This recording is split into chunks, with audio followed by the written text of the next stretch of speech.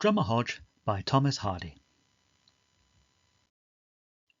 In the first stanza, Hardy describes the death of a young soldier, Drummer Hodge, who was hastily buried in the foreign soil of South Africa under stars he never knew in life.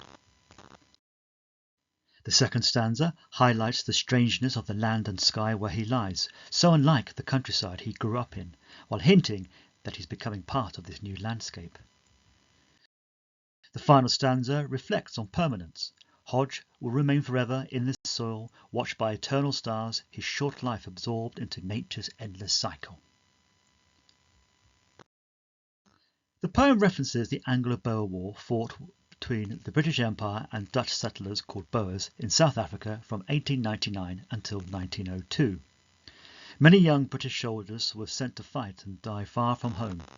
Hardy's poem is about one of these young soldiers, a simple boy who was killed in a foreign land.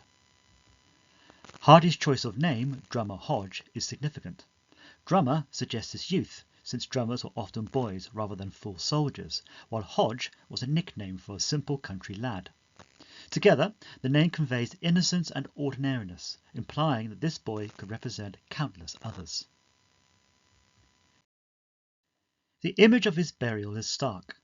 He is simply thrown uncoffined. This lack of ceremony emphasizes how little dignity he is given in death.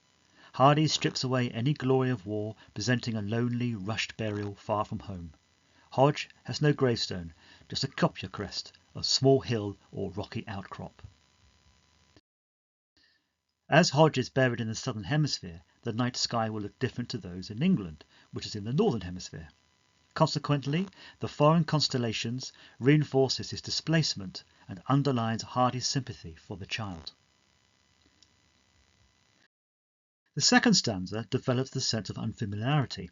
The Karoo is largely flat, open country which resembles a semi-desert.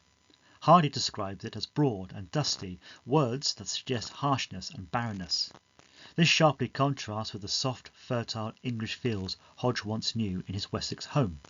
Wessex is a largely rural area in southwest England that covers Dorset, Somerset and Wiltshire. Once again, the unfamiliarity of the night sky is mentioned in the final line of the stanza, which is picked up by the final stanza with the personification of the stars as strange-eyed, almost as though they are watching over young Hodge's grave with an unfamiliar gaze. They remind us that even the night sky is alien, deepening the sense of isolation. The motif of the stars reinforces how far removed this setting is from anything Hodge ever experienced. The image also mirrors the way war uproots young men, tearing them away from the landscapes that shape their identities. They also provide a cosmic backdrop, indifferent to human suffering. Yet, Hardy also hints at belonging. The stars that are so alien in life will now circle him eternally in death. In fact, the whole of the final stanza stresses permanence. Hardy writes that Hodge's body will grow to some southern tree, blending into the roots of the tree itself. This phrase reminds us of the natural cycle of life and death. The body, though lifeless, becomes part of the land, nourishing it. The word forever reinforces the eternal nature of his resting place. Unlike soldiers whose bodies might be brought home, Hodge is literally rooted eternally in foreign ground. His exile is permanent, and Hardy presents this fact without sentimentality. There's a quiet irony here. Although Hodge never truly knew this landscape, he is destined to remain part of it forever.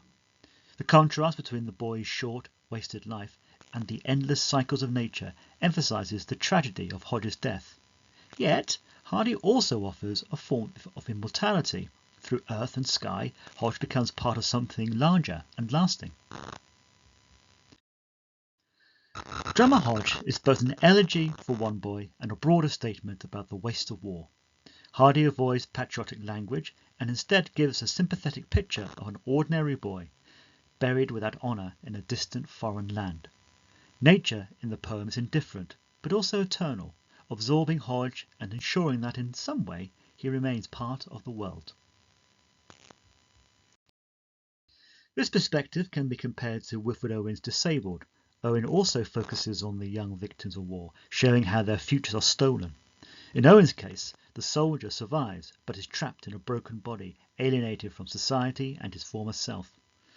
Both poems highlight youth, loss and the waste caused by war, though Hardy stresses nature's permanence while Owen emphasises human suffering and the betrayal of patriotic ideals.